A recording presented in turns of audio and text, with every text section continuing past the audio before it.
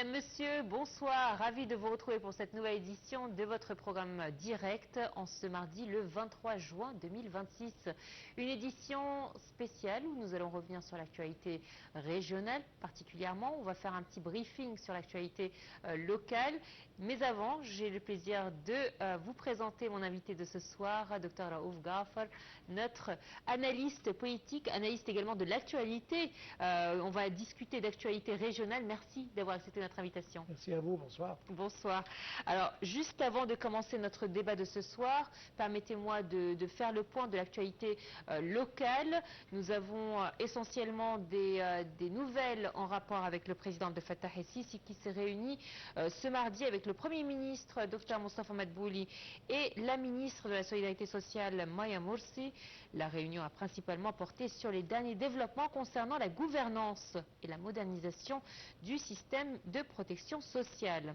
Le chef de l'État a enjoint de mettre en place un programme unifié de protection sociale afin d'assurer la protection nécessaire aux catégories ciblées de la population.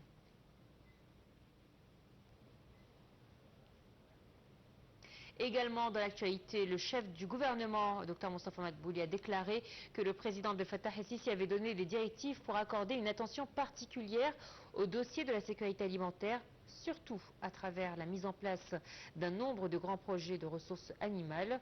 Madbouli s'exprimait ce lundi lors d'une réunion avec le ministre de l'Agriculture et un nombre de responsables concernés. Il a indiqué que de tels projets s'inscrivaient dans le cadre des efforts déployés par l'État en vue de confronter les prix des viandes et réaliser l'équilibre sur les marchés.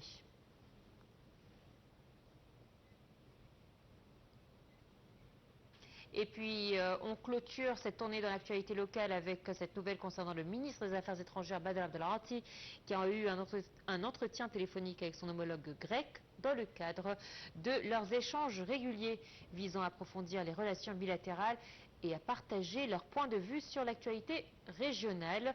Les deux ministres ont salué la profondeur et la solidarité, et la solidité plutôt de leurs relations. Et justement, puisqu'on parle de l'actualité régionale, permettez-moi de vous lancer le premier sujet, celui concernant le protocole d'accord signé sous l'égide des États-Unis et de l'Iran pour mettre fin aux hostilités directes, qui est entré dans une phase de négociation cruciale en Suisse avec des médiateurs qataris et pakistanais. Voici les détails avec Salih Hamed.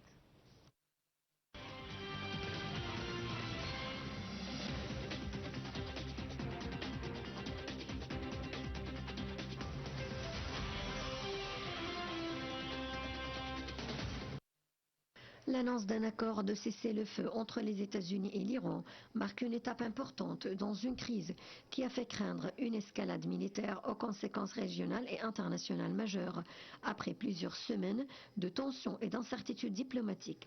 Cet accord ouvre la voie à une désescalade attendue par la communauté internationale. Les deux parties cherchent à établir un cadre permettant d'éviter toute reprise accidentelle des affrontements dans un contexte régional marqué par une forte instabilité sécuritaire. Les médiateurs jouent un rôle essentiel dans le rapprochement des positions. Le Qatar, qui entretient des relations diplomatiques avec Washington et Téhéran, dispose d'une expérience reconnue dans la facilitation des négociations régionales. Le Pakistan, pour sa part, met en avant sa neutralité et ses liens historiques avec plusieurs acteurs du Moyen-Orient afin de contribuer à la consolidation de l'accord. Sur le plan économique, un maintien durable du cessez-le-feu pourrait contribuer à stabiliser les marchés énergétiques mondiaux. Les investisseurs surveillent particulièrement l'évolution de la situation dans le détroit d'Ormuz, passage essentiel pour une part importante du commerce mondial de pétrole et de gaz. Une réduction des tensions favoriserait la baisse des primes de risque et renforcerait la confiance des marchés internationaux. Enfin, on peut dire que les négociations de Bürgenstock représentent une étape déterminante pour transformer un accord de principe en un cessez-le-feu durable. Le succès du processus dépendra de la capacité des parties à respecter leur engagement, à instaurer des mécanismes de confiance mutuelle et à préserver le dialogue malgré les nombreux défis régionaux et internationaux.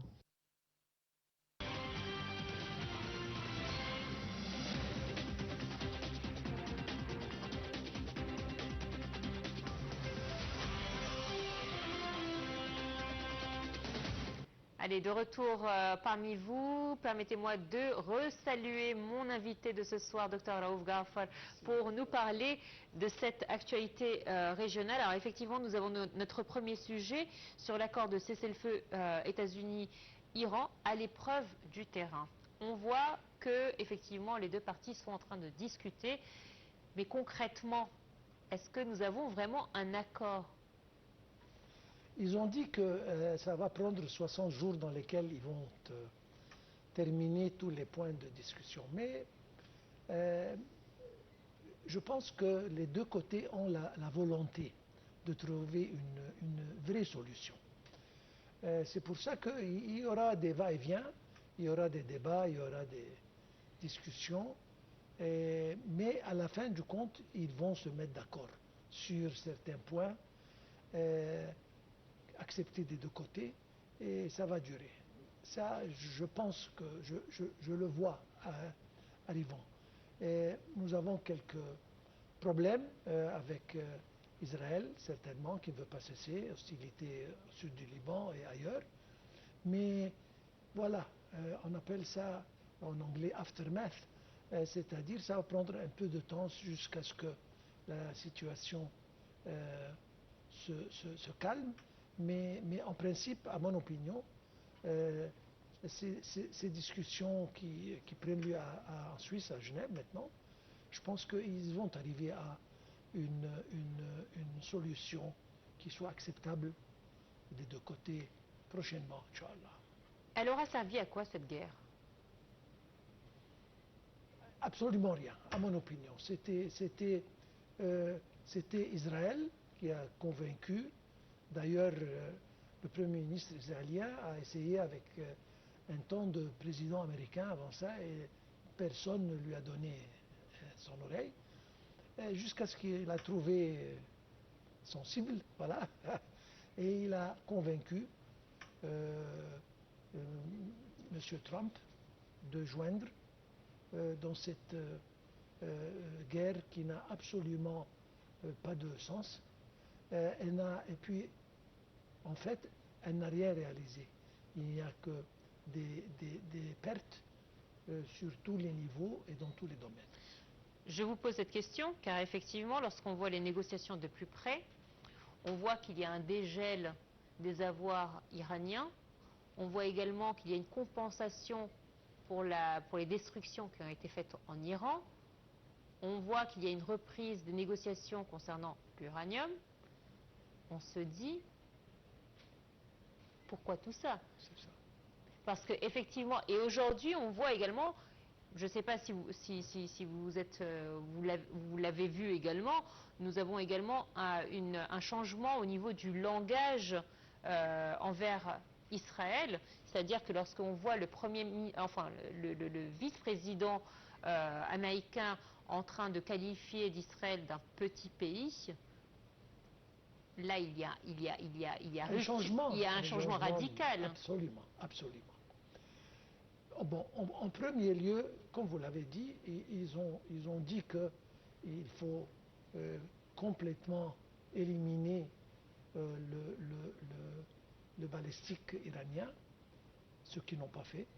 Ils ont dit qu'ils vont éliminer les efforts dans la direction atomique, et ils n'ont pas fait.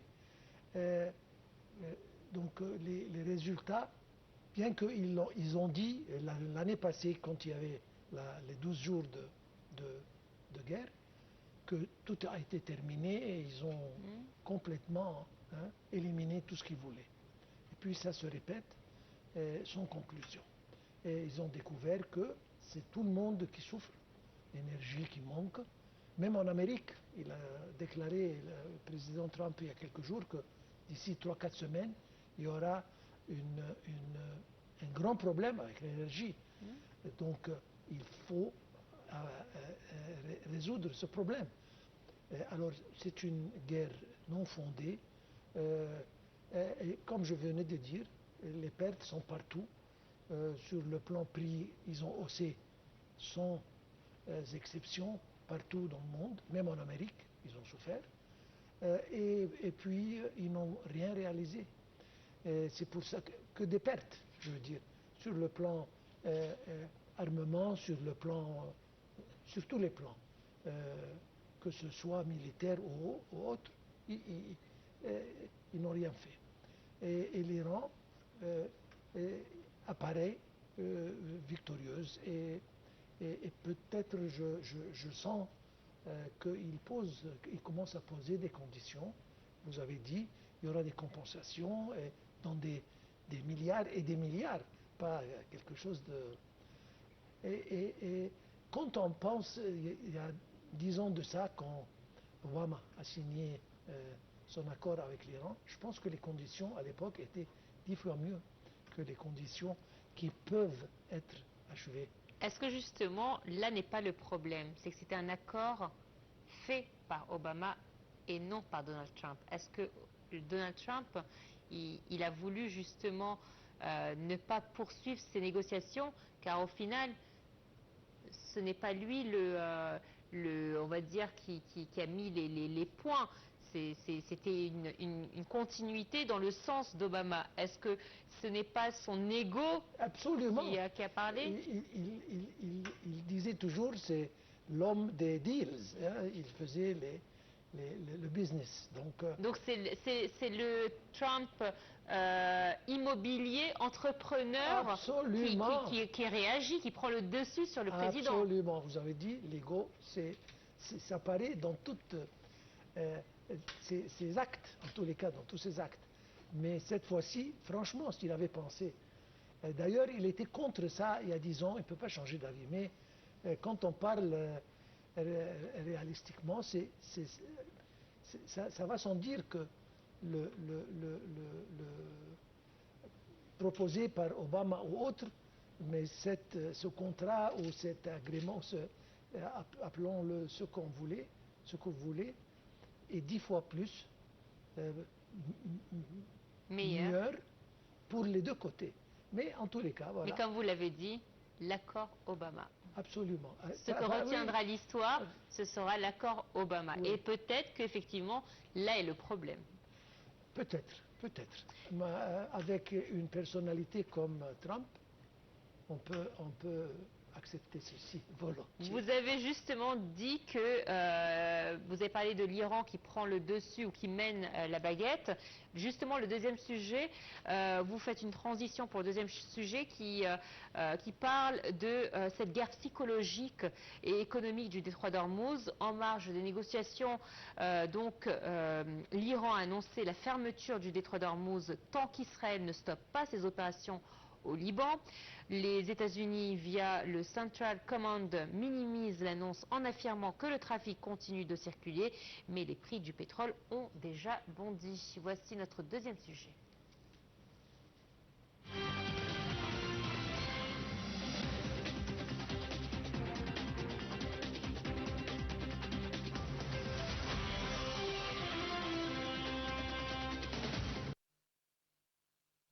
Dans un contexte de forte tension au Moyen-Orient, l'Iran a annoncé son intention de fermer le détroit d'Ormuz tant qu'Israël ne mettrait pas fin à ses opérations militaires au Liban. Cette déclaration a immédiatement attiré l'attention de la communauté internationale en raison de l'importance stratégique de ce passage maritime par lequel transite une part considérable des exportations mondiales de pétrole et de gaz. Au-delà de sa portée militaire, cette menace constitue un puissant instrument de pression politique et économique, susceptible d'influencer les marchés énergétiques, les équilibres régionaux et les relations entre les grandes puissances. Elle illustre également la manière dont les crises régionales peuvent avoir des répercussions directes sur l'économie mondiale et la sécurité internationale. Les États-Unis ont toutefois relativisé cette menace en affirmant que la circulation maritime se poursuivait normalement et qu'aucune interruption significative du trafic n'avait été observée. Washington considère que cette annonce relève davantage une stratégie de pression politique et psychologique que d'une mesure concrète immédiatement applicable. Malgré l'absence de fermeture affective, les marchés ont réagi rapidement. Les prix du pétrole ont enregistré une hausse notable, les investisseurs craignant une perturbation future de l'approvisionnement mondial en énergie. Cette réaction illustre la sensibilité des marchés aux risques géopolitiques et l'importance du facteur psychologique dans la détermination des cours des matières premières. La menace de fermeture du détroit d'Ormuz s'inscrit dans ce que plusieurs analystes qualifient de guerre psychologique et économique. En laissant planer l'incertitude sur la sécurité des routes énergétiques, l'Iran cherche à accroître son influence dans les négociations régionales et internationales. Même sans action militaire directe, une telle stratégie peut provoquer une augmentation des coûts de transport maritime, des primes d'assurance et des prix de l'énergie. Le détroit d'Ormuz demeure un levier géopolitique majeur au Moyen-Orient, même lorsqu'elle n'est pas suivie d'effets immédiats. La menace de sa fermeture exerce une influence significative sur les marchés financiers et énergétiques. Cet épisode démontre que dans les crises contemporaines, la guerre économique et psychologique peut parfois produire des effets presque aussi importants que les actions militaires elles-mêmes.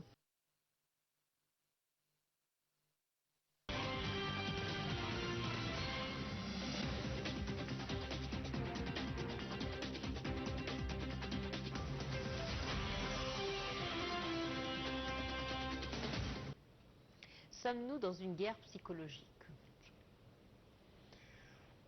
Bon, psychologique, oui, mais je veux dire, du côté iranien, on l'attendait. Donc, ils se sont préparés. Quand on parle de villes souterraines, de magasins armes balistiques souterraines, etc., oui, ils ont préparé ça 40 ans, ils avaient tout le temps de faire ça. De l'autre côté, c'est venu, voilà. Il a été influencé par Netanyahou, et justement, allez-y, comme s'il jouait, je ne sais pas quoi. Donc, de ce côté, l'Iran était préparé. Et les dégâts sont superficiels, mais sur le plan militaire, etc., je pense que ça n'a pas été complètement détruit. Je parle de l'Iran, surtout qu'il y a beaucoup d'aide qui est donnée à l'Iran, de l'autre côté de l'Asie. Je ne peux pas mentionner, mais on sait tous d'où ça vient.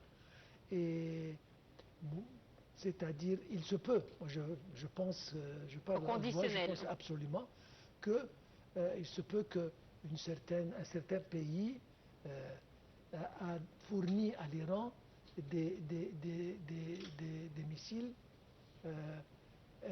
avec des têtes nucléaires.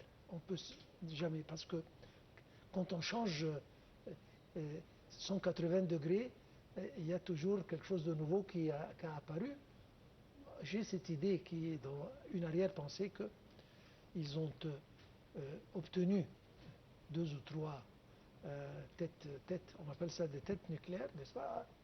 Ce qui les rend un peu dangereux, c'est pour ça. Mais en principe, comme je viens de dire, c'est une guerre qui n'a pratiquement réalisé absolument rien.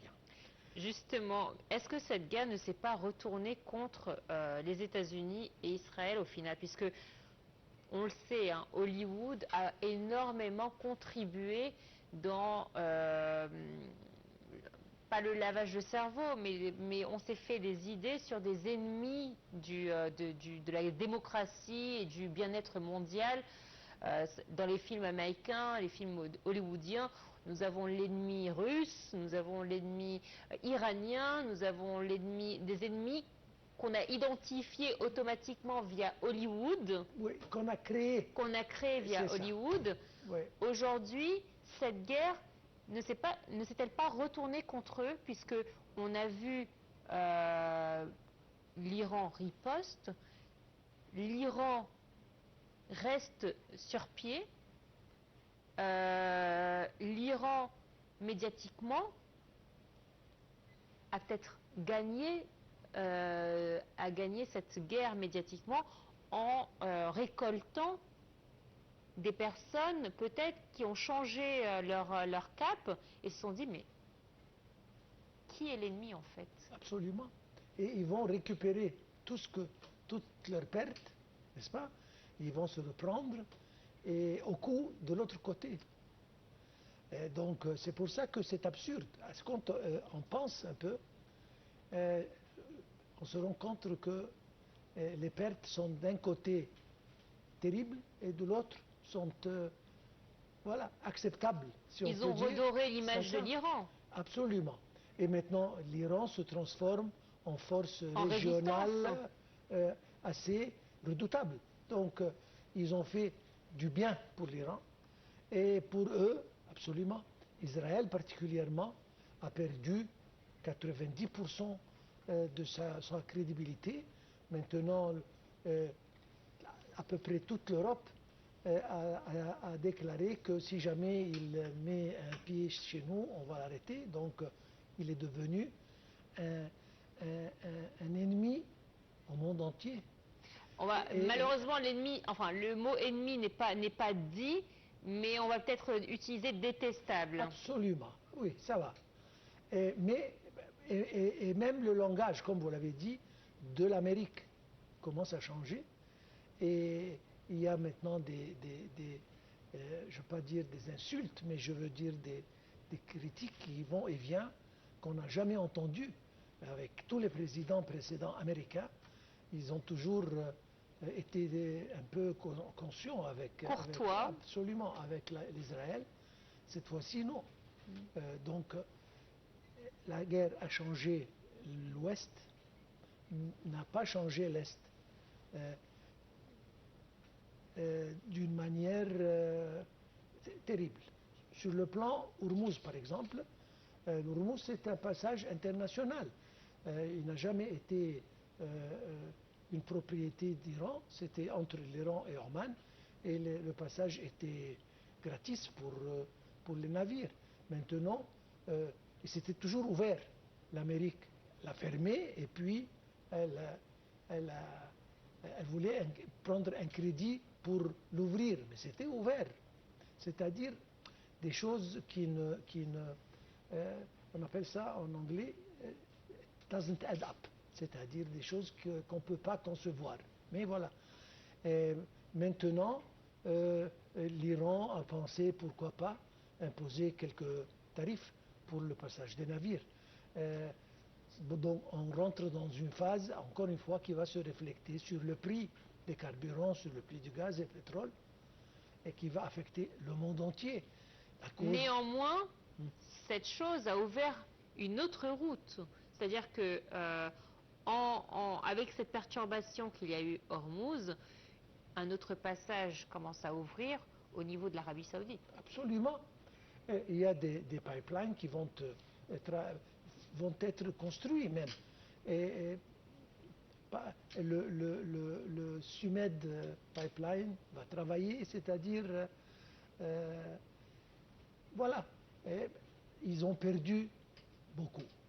Et ce qui me vraiment fait pitié, ce sont les pays du Golfe qui ont subi tellement de pertes sur le plan économique particulièrement, et ils n'avaient rien à faire avec ceci. Ils étaient en bon terme avec l'Iran. Je pense qu'il n'y avait pas des hostilités, mais avec les bases américaines, ils ont dû être bombardés, et ce sont des pays très fragiles. L'Iran a-t-elle joué justement cette carte-là pour déstabiliser les relations, les bonnes relations entre guillemets, entre les États-Unis et les pays du Golfe? C'est-à-dire que aujourd'hui, lorsque un pays voudra ou qu'on lui proposera d'installer une base américaine, va réfléchir à 2 fois avant d'accepter? Oui et non. C'est-à-dire, il y a des pays qui peuvent dire non. Par exemple, l'Arabie Saoudite, à mon opinion. C'est un pays qui peut dire non. Il peut dire à l'Amérique, débarrassons-nous de vos bases militaires et on va sans vous. Mais les pays comme le Golfe ils n'ont pas des armées, ils n'ont pas de quoi se défendre si jamais n'importe quoi arrive. Alors ils doivent accepter. Et ils dépendent sur l'Amérique dans 90% de leur vie. C'est-à-dire, ils ont tellement d'investissements, comme on disait juste quelques minutes, investissements en Amérique à n'en plus finir. Et les sociétés américaines sont installées là-bas. Et c'est un pays touristique, un pays qui offre des conditions très ambitieuses pour les investisseurs, etc., etc. Donc ils dépendent sur les pays occidentaux à 100%. Ils ne peuvent pas dire non. Un pays comme Koweït, exactement, il peut la même chose. Mais nous voyons un pays comme, par exemple, Qatar, du premier jour. Il s'est mis d'accord avec l'Iran, il a dit... Il a joué la stratégie. Basta. Il n'y a pas d'utilisation des bases américaines chez nous. Et pas d'attaque en provenance de Qatar. Voilà. Mais les autres pays sont fragiles. On peut leur donner des excuses. Toutes ces guerres et ces crises régionales ont un coût humain très cher et très lourd. C'est-à-dire que c'est une tragédie invisible de la crise humanitaire et des déplacés. Alors, des rapports interorganisations de l'ONU qui viennent de sortir montrent un bilan dramatique. Près d'1 million de déplacés, donc internes au Liban, des infrastructures iraniennes civiles lourdement touchées et plus de 440 000 passages transfrontaliers vers une Syrie déjà exsangue. Je propose tout de suite de voir ces transformations dans la région qui ont poussé des millions de personnes à partir, sans compter le bilan mortel qui est très très lourd. Un commentaire.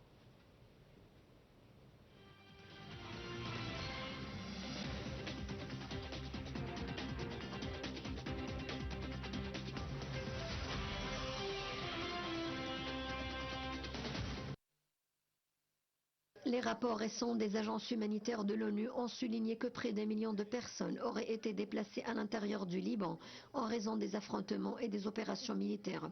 Cette situation exerce une pression considérable sur les capacités d'accueil des collectivités locales, les services de santé, les établissements scolaires et les réseaux d'approvisionnement en eau et en électricité. De nombreuses familles vivent désormais dans des abris temporaires ou dépendent de l'aide humanitaire pour satisfaire leurs besoins essentiels. En Iran, plusieurs infrastructures civiles ont été affectées par les hostilités, notamment des installations énergétiques, des réseaux de transport et certains services publics. Les dégâts causés à ces infrastructures compliquent l'accès des populations à l'électricité, aux soins médicaux et aux services de base, tout en ralentissant les activités économiques dans plusieurs régions du pays. La crise a également entraîné un important mouvement de population au-delà des frontières. Les Nations Unies font état de plus de 440 000 passages transfrontaliers vers la Syrie. Cependant, ce pays, déjà fragilisé par plus d'une décennie de conflits, fait face à des ressources limitées et à une situation humanitaire particulièrement difficile. L'arrivée de nouveaux déplacés accroît la pression sur les structures d'accueil, les camps et les organisations humanitaires opérant sur le terrain. Au-delà des statistiques, cette crise relève le coût humain des rivalités géopolitiques. Derrière chaque chiffre se trouvent des familles séparées, des enfants privés d'éducation, des personnes âgées sans accès aux soins et des communautés entières contraintes d'abandonner leurs moyens de subsistance. Face à cette situation, les agences humanitaires appellent à un renforcement urgent de l'aide internationale, à la protection des civils, conformément au droit international humanitaire, et à la mise en place de solutions durables pour les personnes déplacées. Elle souligne également l'importance de garantir un accès humanitaire sûr et continu aux zones affectées. La crise humanitaire actuelle rappelle que les conflits ne se mesurent pas uniquement en termes de gains ou de pertes stratégiques. Leur impact le plus durable se lit souvent dans le destin des populations civiles, dont les souffrances demeurent trop souvent invisibles derrière les cartes géopolitiques et les calculs diplomatiques.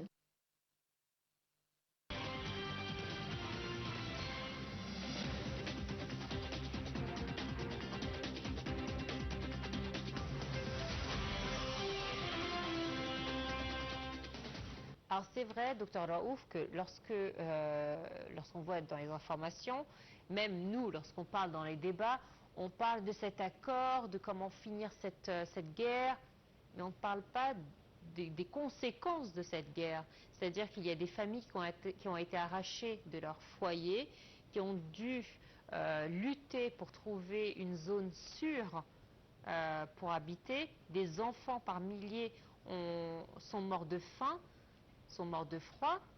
À Gaza encore, on n'en parle plus. Oui. L'actualité régionale et internationale fait qu'on ne parle plus de Gaza. Comment déplorer tous ces morts et comment faire ce bilan qui est quand même un bilan mortel et humain catastrophique? C'est catastrophique. Et c'est malheureux parce que ça ne peut pas être remédié à l'instant. C'est-à-dire ça doit prendre beaucoup de temps. Et le déplacement, c'est une chose très très triste et très sévère. Imaginez-vous quelqu'un qui vit dans une maison depuis des années, peut-être. C'est des souvenirs qu'il laisse. Absolument. On l'arrache. Absolument. Et donc c'est triste. Et les agences internationales, voilà, on les remercie de leurs efforts, mais ils ne peuvent pas faire tout. C'est triste. Et pour récupérer, ça prend du temps. Jusqu'à présent, par exemple, l'Irak n'a pas récupéré. Il y a tellement de problèmes, il y a tellement de... c'est un pays qui a terminé ses problèmes, soi-disant, depuis une vingtaine d'années et plus. Gaza,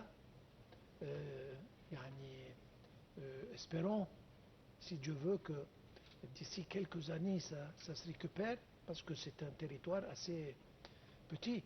Mais sud de Liban, c'est la même chose. C'est très triste, c'est très malheureux.